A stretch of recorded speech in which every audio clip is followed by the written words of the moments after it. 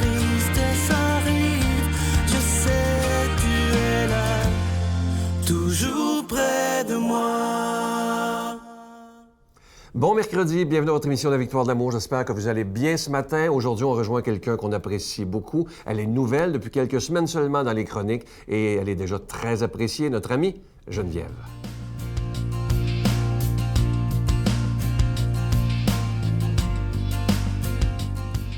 Bonjour tout le monde, bon mercredi. Quelle joie ensemble encore aujourd'hui d'essayer d'entrer dans la vie nouvelle que le Seigneur nous propose. La vraie vie, dans le concret, dans le réel, mais aussi essayer d'entrer dans la grâce, dans le don de Dieu qui nous habite à chaque instant. Je voulais vous parler d'un texte que j'ai lu il y a très longtemps puis qui m'a marqué. Ça s'appelle « Les mots des mots », le mal des mots. Mais on pourrait aussi dire à la positive là, les bienfaits du verbe. Parce que les mots qu'on choisit sont puissants. Quand on prononce le nom de quelqu'un, si je dis Mère Teresa, tout de suite on la voit, on a une image, on se la représente, on peut avoir des idées de ce qu'elle a fait. Puis même, on pourrait dire Mère Teresa, priez pour nous, et elle le fait. Elle est dans l'éternité, elle est dans la vie avec nous, présente. Donc, les mots qu'on utilise, ça rend présent, ça rend effectif. Et le texte nous disait combien c'est puissant, ça a un grand pouvoir, les mots qu'on utilise. D'où l'importance de se rapprocher de la parole de Dieu pour que ça s'imprime en nous et que ce soit l'amour de Dieu qui soit comme les assises, les piliers de ce en quoi on croit. Parce qu'on peut avoir entendu des choses très négatives sur nous et y croire encore aujourd'hui, alors qu'on l'a entendu pendant l'enfance, par exemple.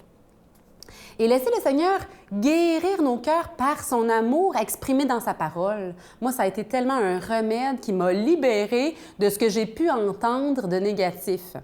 Donc, je nous invite à faire ce cheminement-là qui est tellement riche, tellement satisfaisant aussi. C'est enrichissant d'apprendre à utiliser les bons mots, le bon vocabulaire pour s'exprimer.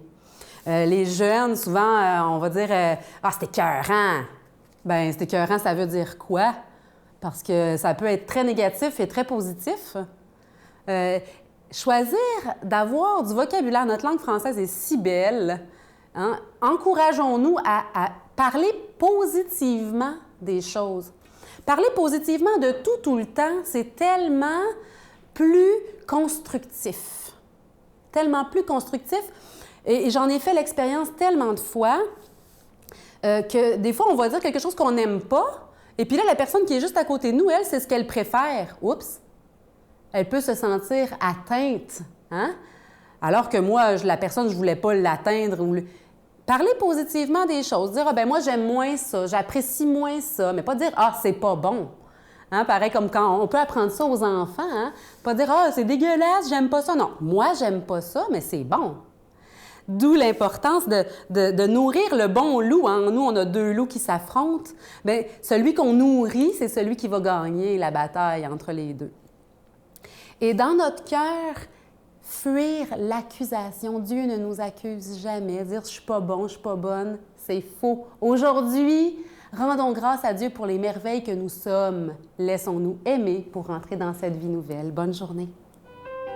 Notre Père qui es aux cieux, que ton nom soit sanctifié, que ton règne vienne, que ta volonté soit faite sur la terre comme au ciel.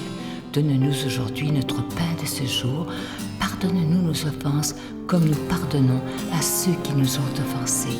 Ne nous laisse pas entrer en tentation, mais délivre-nous du mal, car c'est à toi qu'appartient le règne, la puissance et la gloire pour les siècles des siècles. Amen. Je continuerai à croire, même si tout le monde perd espoir. Je continuerai à aimer, même si les autres parlent de haine. Je continuerai à construire, même si les autres détruisent. Je continuerai à parler de paix, même au milieu d'une guerre. Je dessinerai des sourires sur des visages en larmes et je tendrai les bras à ceux qui se sentent épuisés. Oui, je continuerai à croire. Je prends quelques instants pour solliciter votre aide pour le ministère de la Victoire de l'Amour. Je sais qu'on vit présentement des moments extrêmement difficiles. Et vous savez qu'au niveau spirituel, présentement, au niveau de la télé, il ne reste que la Victoire de l'Amour. Les églises sont fermées. Et moi, je vous le dis, il ne faudrait surtout pas perdre la Victoire de l'Amour parce qu'on ne passerait pas à travers, je pense. Alors, merci de votre grande générosité. Et je vous dis souvent, et je vais le répéter aujourd'hui, il ne faut pas se vider les poches. Il faut juste dire qu'est-ce que je pourrais faire comme petit geste pour que la Victoire de l'Amour puisse continuer à proclamer la parole de Dieu dans ces moments si difficiles. Le cadeau du mois, il est absolument magnifique. Vous le recevrez avec un don de 25 $ et si vous en voulez deux, avec un don de 40 $. Vous la voyez à l'écran, cette magnifique croix qui est plaquée nickel argenté, ornée d'un diamant synthétique. Et à l'endos, vous avez le logo de la Victoire de l'Amour. Cette croix, elle est déjà bénie. Merci de tout cœur de votre grande générosité. Je vous donne l'adresse. La Victoire de l'Amour, case postale 120, succursale Boucherville à Boucherville, le J4B 5E6, je vous la redonne. La Victoire de l'Amour, case postale 120, succursale Boucherville à Boucherville, le J4B 5E6. Également par téléphone par carte de crédit dans le 514-523-4433, 523-4433 ou sans frais le 1-888-811-9291, 1-888-811-9291 et aussi sur notre site Internet. Vous savez que c'est un moyen très rapide, efficace et sécuritaire de faire votre don, le www.lavictoiredelamour.org. Merci de tout cœur de votre prière, c'est vraiment important. Et merci du geste que vous ferez pour la continuation de la Victoire de l'Amour.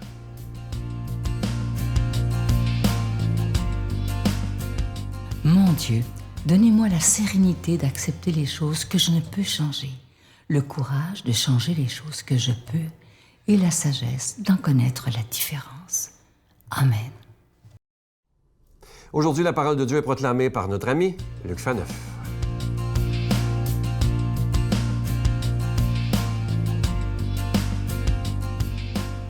Bonjour, merci d'être là. Période extraordinaire, période de confinement. Et Dieu sait que, voilà, en confinement, tout change.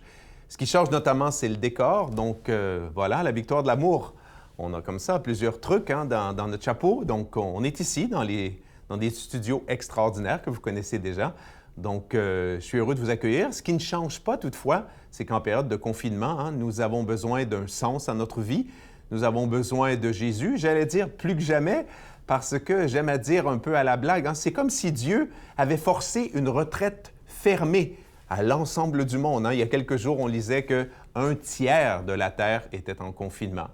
Donc voilà, merci d'être là, merci pour votre belle fidélité. Jésus est là, comme on dit, ça va bien aller. Donc dans l'Évangile d'aujourd'hui, on va contempler la vraie identité de Jésus et sa mission, telle qu'il l'a révélée au tout début de l'Évangile de Jean. Donc, prions pour que cette parole de Dieu, de l'Évangile de Jean, que nous allons recevoir et qui l'a inspiré, vienne habiter nos cœurs, nos esprits et nous transforme. Dieu a tant aimé le monde qu'il a donné son Fils unique. Ainsi, tout homme qui croit en lui ne périra pas, mais il obtiendra la vie éternelle. Car Dieu a envoyé son Fils dans le monde, non pas pour juger le monde, mais pour que, par lui, le monde soit sauvé. Celui qui croit en lui échappe au jugement. Celui qui ne veut pas croire est déjà jugé, parce qu'il n'a pas cru au nom du Fils unique de Dieu. Et le jugement, le voici, quand la lumière est venue dans le monde, les hommes ont préféré les ténèbres à la lumière, parce que leurs œuvres étaient mauvaises. En effet, tout homme qui fait le mal déteste la lumière. Il ne vient pas à la lumière de peur que ses œuvres ne lui soient reprochées. Mais celui qui agit selon la vérité vient à la lumière, afin que ses œuvres soient reconnues comme des œuvres de Dieu. Acclamons cette parole de Dieu. Louange à toi, Seigneur Jésus. Donc, magnifique début seconde moitié du chapitre 3 de l'Évangile de Jean. Donc, dans l'Évangile d'aujourd'hui, comme on vient de le soupçonner ou de l'entendre, Jésus va nous révéler le dessein de Dieu, donc son plan de salut pour l'humanité, mais son plan de salut qui, s'incarne dans une personne. Le plan de salut pour l'humanité, tel que voulu par Dieu, c'est une personne. Et cette personne-là, c'est Jésus. Permettez-moi, avant de commenter le texte, de rappeler, on est dans un temps absolument extraordinaire. Et là, je ne parle pas du temps du confinement, mais vraiment, on est dans le temps pascal. Il y a comme deux calendriers qui se chevauchent dans notre vie. Le calendrier civil, qui est quand même important avec ses jours, ses fêtes et tout le reste. Mais pour nous, chrétiens et chrétiennes, ce qui est le plus important, c'est évidemment notre relation à Dieu. Donc, j'allais dire aussi le calendrier de l'Église, le calendrier liturgique. Or, nous sommes déjà dans le deuxième mercredi de ce temps extraordinaire qui est le temps pascal. Oui, le temps pascal, c'est quoi? C'est la victoire de l'amour. C'est la victoire, comme on l'a entendu aujourd'hui, de la vie sur les puissances de la mort. Et Dieu sait qu'on a besoin d'entendre parler de ça. Donc, je vous invite vraiment beaucoup à relire les Actes des Apôtres. Évidemment, Saint Jean est absolument magnifique, mais dans les Actes des Apôtres, donc ce petit livre, le premier livre tout de suite après les Évangiles, on a l'histoire de l'Église naissante, l'histoire qui est portée quelques semaines, quelques mois, quelques années après la résurrection de Jésus par cet esprit, par l'esprit du Père et de Jésus qui est envoyé pour construire cette Église. Et c'est de toute beauté. Donc, lisez les Actes des Apôtres. C'est une façon extraordinaire, j'allais dire, d'intensifier, de goûter le bonheur du temps pascal. Aujourd'hui aussi, jour de la Terre. Je tenais à le dire parce que c'est une fête qui prend de plus en plus de place. C'est très bien, merci au Seigneur qui nous a tout donné, qui nous a donné la terre aussi et toutes ses ressources, mais attention aussi. Je vois dans certains médias aussi une tentation, des fois, chez certaines personnes, de diviniser la terre. On revient au mythe de la terre Gaïa. N'oubliez pas, dans le christianisme, on a dédivinisé la terre. Dieu était créateur de tout, y compris de la terre. La terre n'est pas une divinité, donc on doit la respecter. Donc revenons dans Jean. Dieu a tant aimé le monde qu'il a donné son Fils unique pour le sauver. C'est extraordinaire, cette phrase. Il y a une révolution complète pour notre vie. C'est qu'encore pour beaucoup d'entre nous, mais surtout pour les Juifs de l'époque, Dieu était un justicier. On attendait avec effroi le jour de Yahvé, le jour du jugement. Et là, beaucoup de Juifs de cette époque pensaient cela. Et dans l'Évangile d'aujourd'hui, on dit quoi? Non, attends. Dieu a tant aimé le monde qu'il a donné son Fils unique. Donc, Dieu est amour. Tout ce que Dieu fait par amour. Et le plus grand acte d'amour que Dieu a fait, c'est de donner Jésus au monde. C'est ça le plus grand acte d'amour. Et c'est une révolution pour le christianisme, pour l'ensemble des religions de l'histoire de l'humanité. Demandons à Dieu de nous bénir, lui qui est amour, Père, Fils, Saint-Esprit. À bientôt. Je vous salue Marie, pleine de grâce. Le Seigneur est avec vous. Vous êtes bénie entre toutes les femmes, et Jésus, le fruit de vos entrailles, est béni. Sainte Marie, Mère de Dieu, priez pour nous pauvres pécheurs, maintenant et à l'heure de notre mort. Amen.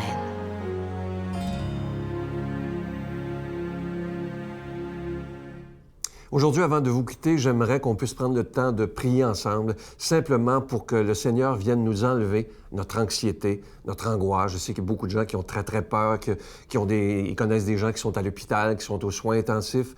Alors, on va demander au Seigneur aujourd'hui, à la Vierge Marie, de venir nous aider à arrêter d'angoisser et de leur faire confiance totalement. Dire au Seigneur, moi, je te fais confiance.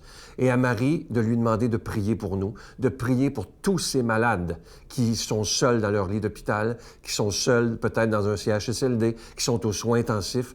Prions pour ces gens-là afin qu'ils puissent bien s'en sortir. Prions évidemment pour tout le personnel soignant, ceux que le Premier ministre appelle nos anges gardiens. Ils sont nombreux. Portons-les dans la prière parce que ce sont des gens tellement courageux et je pense que prier pour eux, c'est d'une grande importance. Je vais vous souhaiter une belle journée et demandons, comme je le disais tantôt, au Seigneur de nous enlever toute angoisse et toute anxiété. À demain. Bye. Mais c'est quoi la santé?